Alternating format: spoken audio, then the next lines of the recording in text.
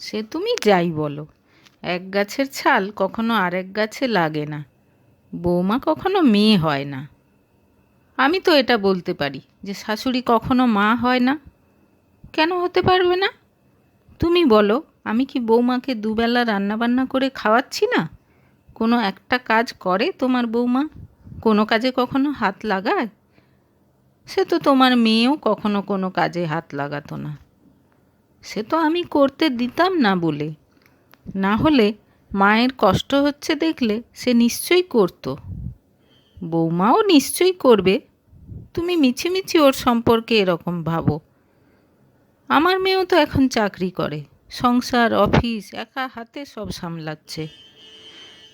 সে ও যদি শাশুড়ির সঙ্গে থাকতো তাহলে কী রূপ ধরতো কিছু বলা যায় না। আর যাই হোক, আমার বৌমার মনটা কিন্তু খুব ভালো।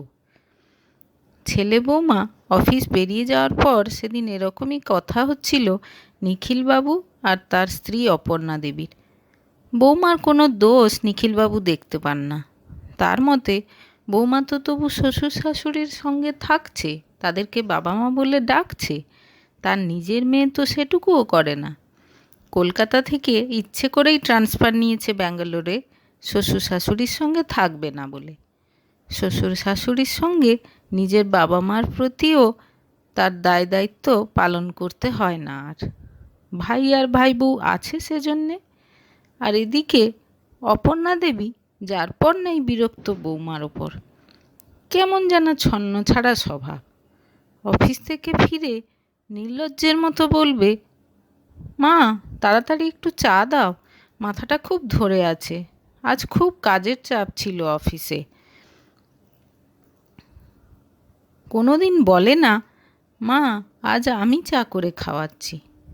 অবশ্য উর্মি যে রান্নাঘরে ঢোকে না, তার জন্য অপর্ণা দেবীর একটা সুবিধা হয়েছে। যা ছন্নছাড়া মেয়ে, এঁটো কাটা কিছুই মানে না। এটা এখানে রেখো না, ওটা ওইখানে এইভাবে রাখো, এই বোঝাতে বোঝাতে তার নিশ্চয়ই মাথা খারাপ হয়ে যেত। তার চেয়ে ভালো তিনি তার নিজের মতো সব কিছু করেন। কিন্তু ওই একমাত্র ছেলের বউ, তিনি যখন থাকবেন না, ছেলেটার যে কী দুর্দশা হবে সেটা ভেবেই তার কষ্ট হয়। সেদিন হঠাৎ কী যে হলো, বাথরুমে মাথা ঘুরে পড়ে গেলেন অপর্ণা দেবী। ডক্টর বললেন মাইল্ড হার্ট অ্যাটাক। পায়েও প্লাস্টার করতে হলো। একটা হাড়ে সামান্য একটু চিড় ধরেছে। আত্মীয় স্বজন সবাই খোঁজ খবর নিচ্ছে।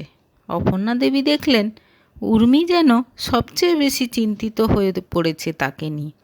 তিনি কি খাবেন, কেমনভাবে নিজের জীবনযাত্রা পাল্টাবেন, ভয়ের কিছু আছে কি না, এসব নিয়ে বারবার ডাক্তারের সঙ্গে কথাবার্তা বলছে সে। আর অদ্ভুতভাবে তার ছন্নছাড়া স্বভাবটা যেন কোথায় উড়ে গেছে। প্রথম দিনই সে ঘোষণা করে দিয়েছে, তেল মশলা ছাড়া সেদ্ধ সেদ্ধ রান্নাটা আমি মোটামুটি পারি। এখন কয়েকদিন সবাইকে ওটাই খেতে হবে, কারণ ডক্টর মাকে তাই খেতে বলেছেন। অপর্ণা দেবী অবাক হয়ে দেখলেন উর্মি অফিস থেকে ছুটি নিয়ে তার জন্য রান্নাবান্না করছে, সময় মতো ওষুধ খেতে দিচ্ছে, সবাইকে খেতে দিচ্ছে, কাজের মেয়েটাকেও ঠিকঠাক নির্দেশ দিয়ে সব কিছু করিয়ে নিচ্ছে। এর মধ্যে একদিন অপর্ণা দেবীর ভাই বউ এলেন তাকে দেখতে। সবার জন্য চা আর পকোড়া ভেজে এনে লাজুক মুখে উর্মি বলল, এর বেশি আমি কিছু পারি না, খেয়ে দেখুন কেমন হয়েছে। অপর্ণা দেবী বিস্মিত হয়ে শুধু তাকিয়ে থাকেন উর্মির দিকে। কোথায় ছিল তার এই দায়িত্ববান পুত্রবধূ? সবার আড়ালে নিখিলবাবু একবার এসে চুপি চুপি বলে গেলেন, কি বলেছিলাম না আমার বৌমা ঠিক পারবে, দেখলে তো কেমন সুন্দর সব দিক সামলাচ্ছে। অপর্ণা দেবীর অসুস্থতার পর 10 দিন কেটে গেছে। এই সুযোগে মেয়ে জামাই আর নাতিকে দেখতে পাবেন বলে খুব আশা করেছিলেন তিনি। আজ সকালে মেয়ে ফোন করে জানিয়ে দিয়েছে আসতে পারবে না। হঠাৎ একটা প্রজেক্ট এসে গেছে, আর সে যদি এখন চলে আসে তাহলে এই প্রজেক্ট থেকে সে বাদ পড়ে যাবে, যেটা তার কেরিয়ারের জন্য বড় ক্ষতি। তাছাড়া মা তো এখন ভালোই আছে, তাই তাড়াহুড়ো করে ছুটে আসার দরকারটাই বা কী?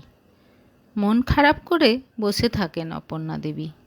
নিখিলবাবু বলেন, দেখলে তো নিজের মেয়ের কাণ্ডটা, মাকে একবার দেখতে আসারও সময় নেই। এমন সময় জল খাবার নিয়ে আসে উর্মি। সবাইকে উদ্দেশ্য করে বলে, আজ আমি একবার অফিস যাব। মেল করে ছুটি এক্সটেন্ড করতে চেয়েছিলাম, বস না করে দিয়েছে। সামনাসামনি কথা বলে যদি কিছু হয়। কেন মা, আর কেন ছুটি বাড়াতে যাবে? আমি তো এখন ভালোই আছি। তাছাড়া তোমার বাবা তো আছে। না মা, বাবার ভরসায় তোমাকে রেখে যাওয়া যাবে না। বাবারও তো বয়স হয়েছে। কিন্তু তোমার বস যদি রাগ করে? না না, চাকরির কোনো ক্ষতি হোক এটা আমি চাই না। আচ্ছা দেখি না একবার চেষ্টা করে। তবে আমি ঠিক করেছি, আমি অফিস গেলে একটা 12 ঘন্টার কাজের লোক ঠিক করব। সারা দিন মায়ের কাছে থাকবে। সন্ধেবেলা আমি ফিরে বাকিটা করে নেব। 12 ঘন্টার লোক, সে তো অনেক টাকা নেবে। না না, লাগবে না, আমি করে নিতে পারবো। না মা, তোমাকে টাকা নিয়ে চিন্তা করতে হবে না। ওই টাকাটা না হয় আমিই দেবো প্রতি মাসে। তুমি দেবে মানে? না না। কেন, আমি দিতে পারি না? তুমি আমার জন্য এত কিছু করো, আর আমি তোমার জন্য এটুকু করতে পারবো না? অপর্ণা দেবী দেখলেন স্বামী আর ছেলে তার দিকে চেয়ে আছে। মুখে কিছু না বললেও ওদের মনের কথা তিনি ঠিক পড়তে পারছেন। কি বলেছিলাম না? মনে মনে তিনি বুঝলেন যে বৌমাও মেয়ে হয়। এবার শাশুড়িও যে মা হতে পারে সেটা তিনিও দেখিয়ে দেবেন।